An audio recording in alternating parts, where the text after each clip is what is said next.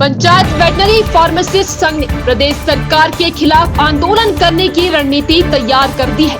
संघ ने आगामी 3 फरवरी तक सरकार से अपनी मांगों को पूरा करने की मांग की है।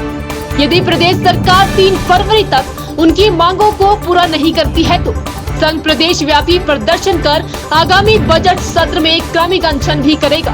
संघ की प्रदेशाध्यक्ष संगीता तेगता ठाकुर ने कहा कि वेटनरी फार्मासिस्ट कर्मचारी पशुपालन विभाग की एक रीढ़ की हड्डी है जो प्रदेश के दूरदराज क्षेत्रों में सेवाएं देते हैं, लेकिन 2012 में भर्ती हुए वेटनरी फार्मासिस्ट 10 साल बीत जाने के बाद रेगुलर नहीं हो पा रहे हैं। हमारा यही मुद्दा है कि 507 का जो टाइम पीरियड जो पूरा हो चुका है, 3.5 साल अनुबंध से भी ज़्यादा टाइम हो गया। जो 3 साल का अनुबंध था वो उसका टाइम भी पूरा हो गया है।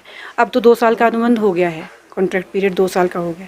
तो हमारा यही है कि हमें नियमित करे, रेगुलर हमें करे 507 लोगों को। उसके बाद अगली जो हमारी अगली मांग है हम उसको मनवाएंगे। लेकिन हमारी सबसे पहली प्रायोरिटी है वो ये है कि हमें 507 को रेगुलर कर दिया जाए। 10 सालों से हम संघर्ष कर रहे हैं सर। 10 सालों से हम लगातार संघर्ष कर रहे हैं।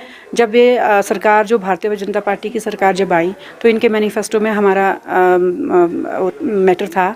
तो इन्होंने हमें एक कैबिनेट से जब हमारा कॉन्ट्रैक्ट हुआ, अनुबंध हुआ, तो उसमें इन्होंने कहा था कि 5 साल as a panchayat veterinary assistant रह गए, उसके बाद इनको कॉन्ट्रैक्ट दिया जाएगा। कॉन्ट्रैक्ट की पॉलिसी तब 3 साल की थी, अब 2 साल की है।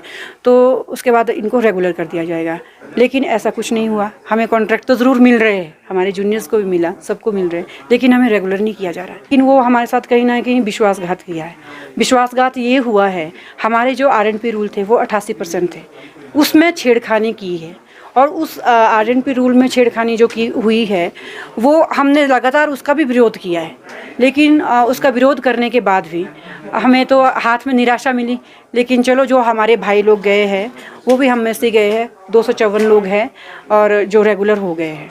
वो जो आपके RNP रूल जो चेंज हुए वो उसके तहत गए हैं। सर, हम 850 का हमारा बैच था, जिसमें से 254 रेगुलर हो गए हैं। कुछ लोगों ने नौकरियां छोड़ दी है और 507 अभी शेष बचे। हमने 3 फरवरी 2022 हमारा वो है, अगर हम उस दिन हड़ताल करेंगे और हम लोग सरकार के विरोध में भी अगर हमें उतरना पड़ेगा तो हम उतरेंगे। अगर हमारी मांग नहीं मानेंगे तो हम सरकार के विरोध में भी आएंगे। बजट सत्र में मैंने कहा, पहले भी कहा है कि बजट सत्र जो होना है, अगर 3 तारीख को कुछ नहीं हुआ, उसके बाद कुछ नहीं हुआ, तो बजट सत्र में मैं क्रमिक हड़ताल पे जाऊंगी, भूख हड़ताल पे जाऊंगी, जिसका मैं खुद स्वयं बैठूंगी। हम विधानसभा में बाहर भूख हड़ताल पे बैठेंगे, क्रमिक भूख हड़ताल होगी। और हम लोग उसका तब तक हम लोग भूख हड़ताल पे जाएंगे जब तक हमारे लिए कोई फैसला नहीं लिया जाएगा। उज्ज्वल हिमाचल के लिए ब्यूरो शिमला।